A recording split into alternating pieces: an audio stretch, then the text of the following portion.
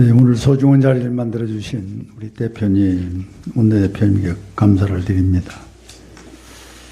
결론만 말씀을 먼저 드립니다. 정권 10개월 됐는데 이제 남의 탓으로 우리가 헤쳐나가기는 어렵습니다. 우리 스스로 개발하고 개척하고 조직을 만들어서 내년 선거를 이길 수 있는 대책을 세워야 되는데 그중에 가장 중요한 것은 우리가 정책이라고 봅니다. 정책은 국민이 먹고 사는 자원이기 때문에 정책을 어떻게 할 거냐 하는 건데 지금 저 먼 시골의 촌부들도 대한민국이 쫄아들고 있다. 이 인구 절벽 문제를 조금씩 인식을 해가고 있어요.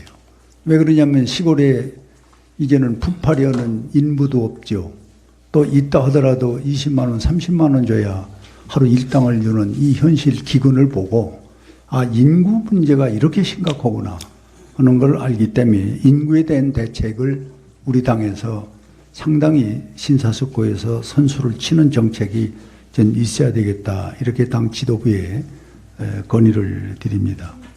두 번째는 조직에 관한 문제인데 지금 정광훈 목사가 뭐 흘러 들어오는 얘기로 봐서는 20만, 30만을 우리 당에 심어놔 있고 그 힘으로 우리 당에 버티고 있다는 식으로 선전이 온갖 되고 있는데 이 문제를 저는 당론으로 한두 사람이 치고 나가면은 서로 눈치 보고 뭐 이것저것 다 보느라고 말 못할 텐데 당론으로 이 문제는 결정을 해서 빨리 수습을 해야지 이 목사 손아귀에 우리 당이 움직여지는 그런 당이 돼서는 안 되겠다는 말씀을 드리고 싶고 또 하나는 정책의 선수인데 우리가 선방을 어떻게 하느냐는 것들이 중요합니다.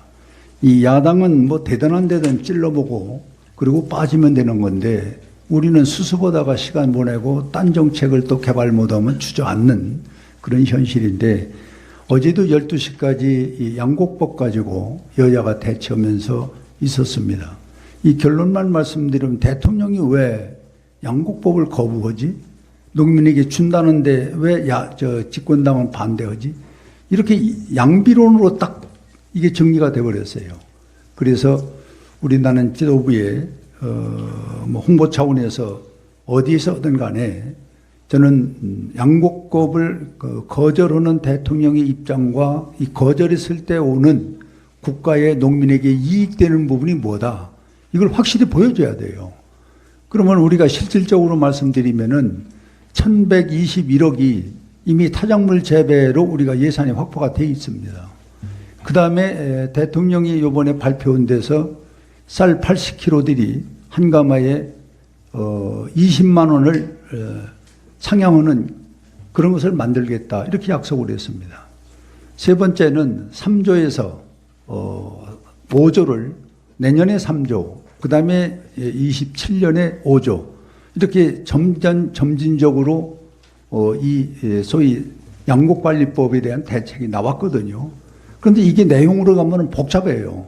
이거를 이제 농민한테 설득을 하면은 1년에 한 번 심는 단일 작물이 있고 연작물이 있고 그 다음에는 이제 2년에 한 번씩 있는 이 경년제 작물 이걸 구분을 해서 발표를 해서 이 작물을 지으면은 쌀 농사 짓는 것보다 수입이 더 있다. 이렇게 설득하고 나가야 돼요. 그런데 이 안에 보면은 16,000헥타르에 대해서는 헥타당 250만 원을 주는 걸로 돼 있는데 이거는 한 헥타를 늘려야 됩니다. 왜 그러냐면은 신청을 여러 사람이 해놓고 신청한 사람의 3분의 1만 혜택받고 3분의 2가 혜택을 못 받으면 이게 전부 불만자로 간단 말이에요. 그래서 사전 조사를 해서 이런 숫자도 발표를 해야 되는데 농림부가 해놓고 보니까 지금 농민들이 이제 여기에 대한 집중적인 항의를 받고 있는 것도 우리의 지금 문제거리다.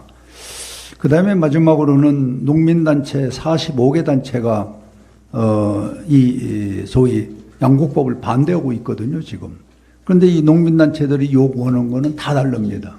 콩작물 재배 단체도 있는데 밀이나 옥수수나 이분들이 전부 쌀도 다 정부가 수매해 주니까 우리도 해달라는 거예요. 이걸 우리가 나중에 어떻게 감내할 거냐는 거죠. 이게 전부가 지금 도생하는 겁니다, 각자가.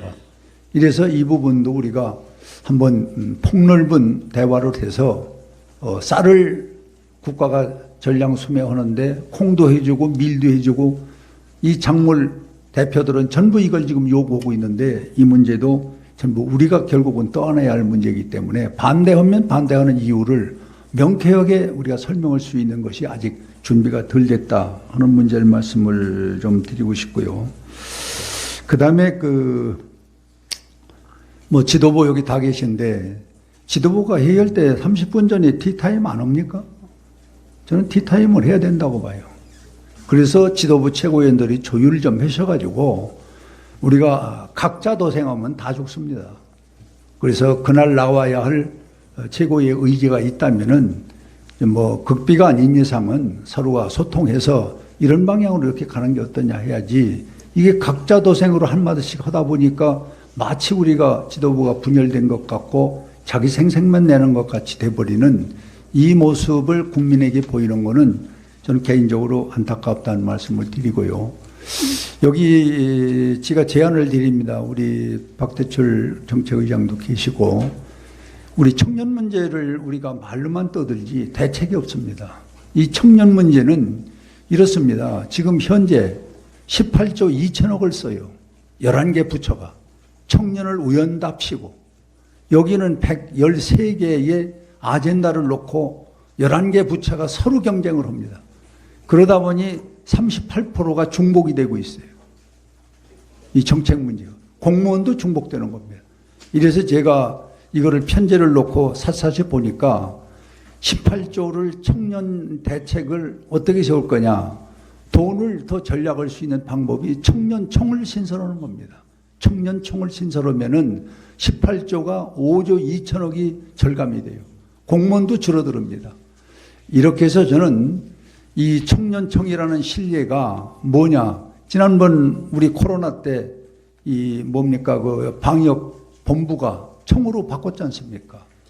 그러면 이 방역본부를 총으로 바꾸는 것보다 나는 청년에 대한 비전을 더 제시하는 것이 더 큰 국가의 아젠다라고 봅니다. 이렇게 해서 저는 뭔가 좀 우리가 여당보다는 한 걸음 앞서가는 그런 정책을 놓고 우리가 대책을 세우지 않으면은 항상 여당이 선방을 치고 우린 그 방어하고 끌려가는 이 모습은 국민들이 볼 때 바람직한 건 아니지 않냐 해서 참고로 몇 가지 건의와 정책을 말씀을 드렸습니다. 이상입니다.